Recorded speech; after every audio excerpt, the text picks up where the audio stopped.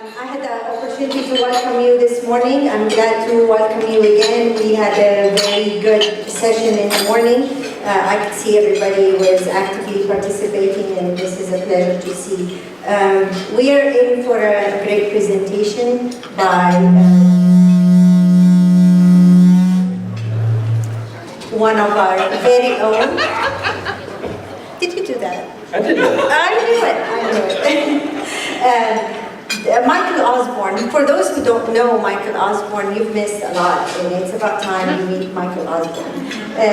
He's actually the co-founder of this organization. He's also a renewable energy activist and climate change activist since the early 1970s. He's an author, an inventor, and a policymaker.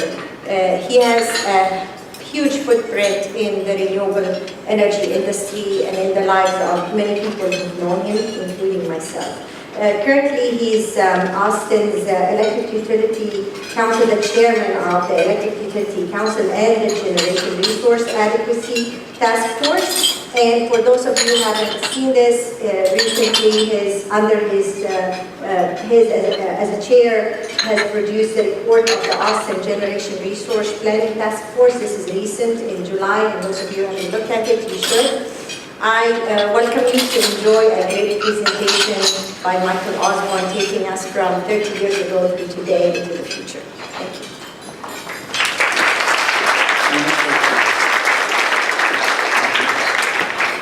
Thank you, everybody. Oh, it's working. That's the reason we had the roar a minute ago. I turned it on. It's great to be here, and it's fun to be in Dallas. Yesterday I actually came up 2 or 3 days early to see my brother, and I generally, just to let you know how anal I really am, I've been staying in the same room in the Melrose Hotel for 25 years. So I came up and I was staying in room 714, and was reminded that, that hotel, when it was built in the 1920s, that's where all the oil men stayed when the oil was really taking over Texas early, and that's where all the oil men's girlfriends stayed. And in fact, there's a story about one particular wife who shot both the girlfriend and the husband at the steps of the Melrose Hotel.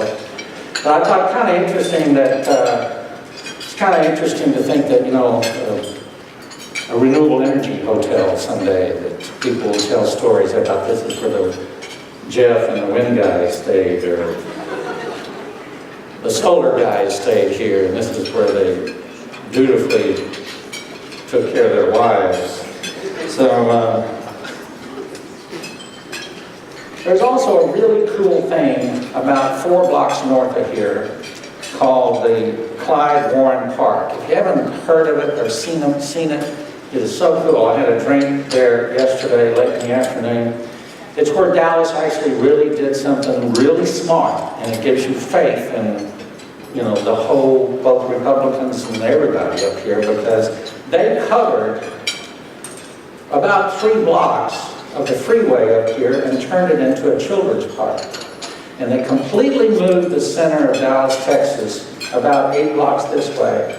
And it's absolutely a remarkable civic accomplishment, and it was done, my brother was bragging about how we get things done, and I said, well, look here, it looks like maybe that came from an Obama money early on, but at any rate, it's quite an accomplishment, and if it stops raining and you need a little walk north and go see this Clyde Warren Park. It's absolutely exceptional. It's election day.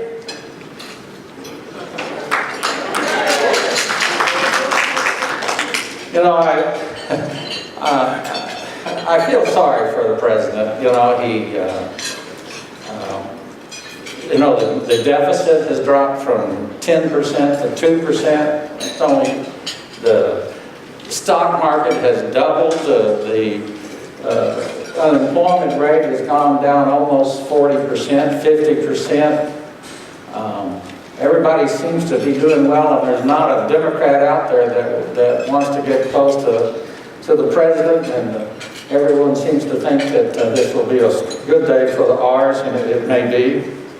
But it reminds me of that wonderful story where President Johnson who was vilified in his latter term, was looking across the Potomac there, and Bill Moyer, his press agent, was there, and he said, "You know, Bill, if I got up and walked across the tidal basin tomorrow morning in the newspapers, it would say, 'The president can't swim.'"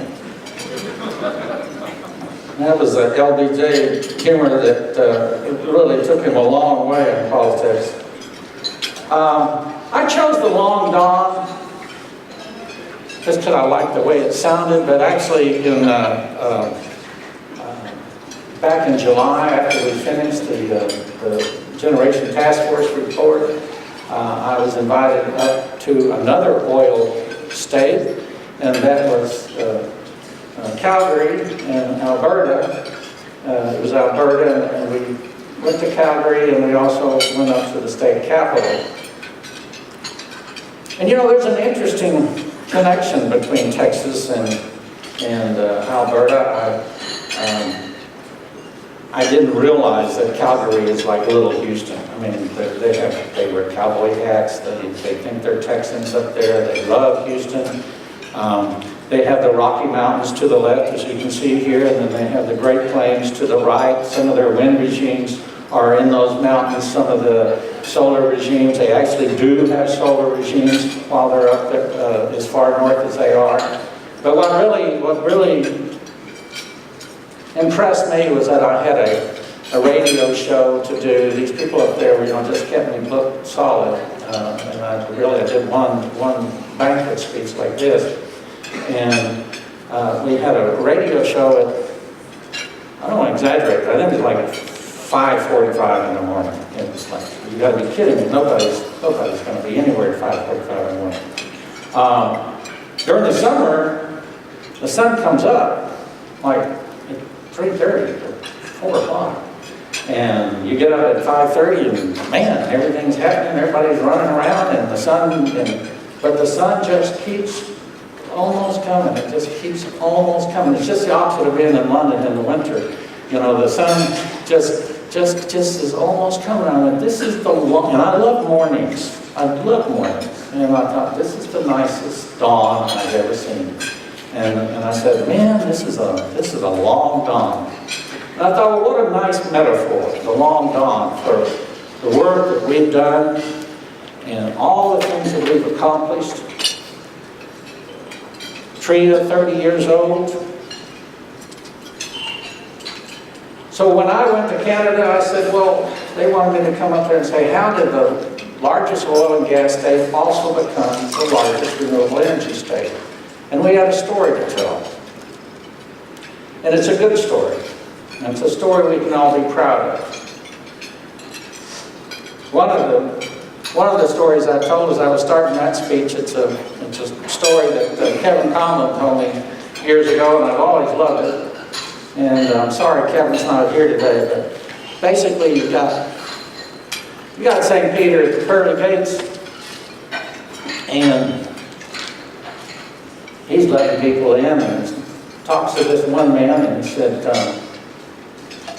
well, how did you get here? And he said, well, I'm a salesman. I left, as I generally do, at 8 o'clock in the morning, and went to the airport, got to the airport, my flight was canceled. And I wasn't going to be able to get on another flight, and so I came back home to my condominium, and I got back there, and lo and behold, the bed was rustled up, and there was some cigarette smoke, and my wife had run back into the bathroom, and I knew something bad was going on. And so I looked over, and I'm in the high-rise, and I looked over, and there's some fingers holding on to the balcony.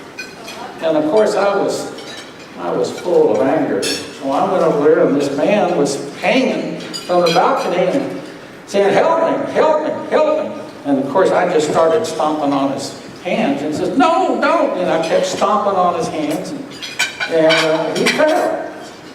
And he said, well, did he die? And he said, well, no, he didn't die. He hit a canvas.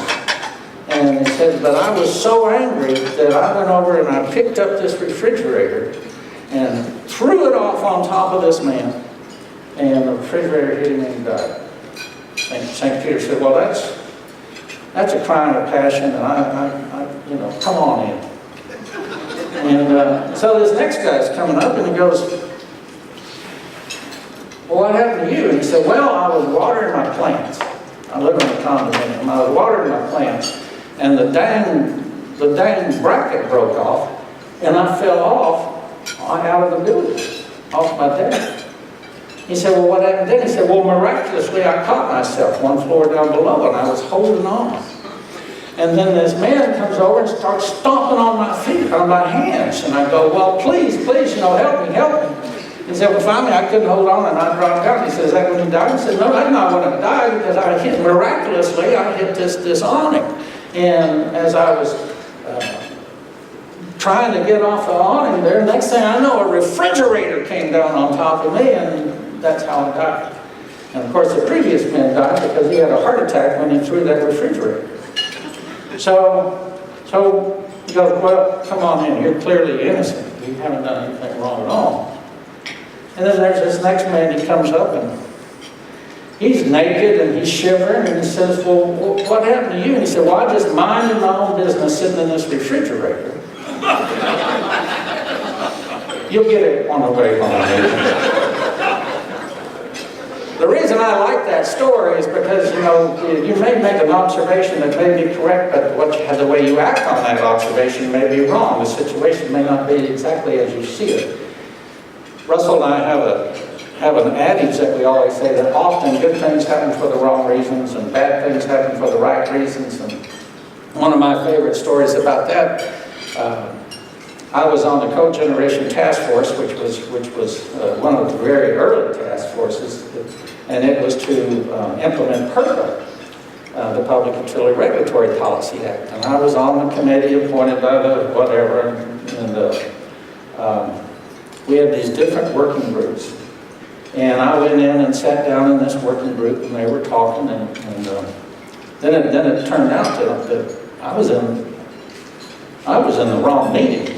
And I had intended to go to another meeting, but then I said, well, I'm kind of embarrassed to leave. And so I said, well, I'll listen here for a minute. And then the next thing I know, the ALJ who was running the meeting says, so does anyone have any suggestions on a net metering rule? And I went, well, yeah, I do. He said, well, Mr. Osborne? And I said, well, I think it ought to be 25 kW and maybe even 50 kW. She said, well, good. Would you go outside and write that down and bring it back so we can put it into the report? And I said, well, yes, ma'am, I would love to do that. And I called Russell up on the pay phone. This is how long ago that was.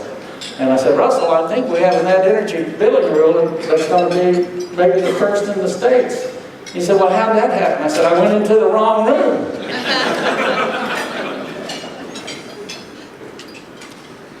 So, in my speech in Canada, one of the first things that I told them that we did is that, we formed TREIA. And they don't have anything like that in Alberta.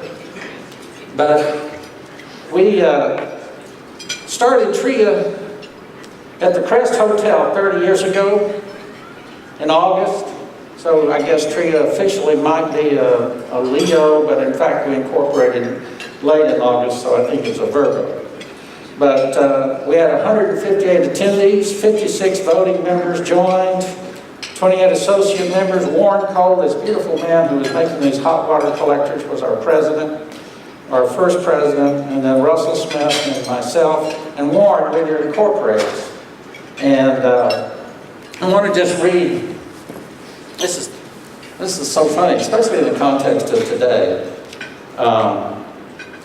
Warren, I was elected the treasurer, and we had Bob Batho and Richard Brand and Jay Carter Sr. of the wind companies, Jim Cadmus of an air conditioning, Coy Freeman, he was a wind guy, Louis Hernandez was in organic fuels, L.M. Holder was an architect who was building passive solar buildings. But I love this. The first list of policy priorities was the establishment of reasonable avoided costs and setting the prices at which electric utilities purchase power from independent power producers.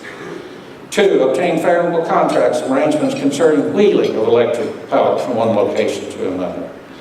And number 6 down here, we never accomplished it, but I know it was, I know we have it because I think this was my idea, and this was the establishment of a Texas Solar Bank. And that's one of the big ideas that we had 30 years ago that we still haven't created. First real meeting was at the Capri Hotel. If you remember, it was on 35. Then we elected another solar man, hot water solar guy, named Curtis Hicks, and he was president for a year. Bobby Ferris of Valley View Energy, that was Ed Cox's company, for those of you who are in the Cox School over there.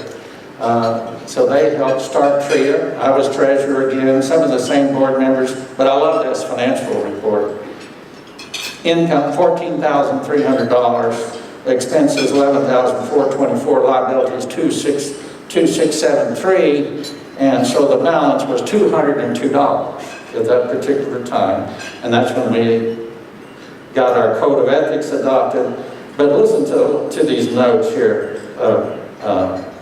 Holder resigns, replaced by Bob Walter. Dave Prosner resigns. Rick Brand resigns. It was just, right at the beginning, it was just nip and tuck. But it never occurred to us that we were going to fail. Of course we didn't have any money, we just got started. And we had plenty of work to do. And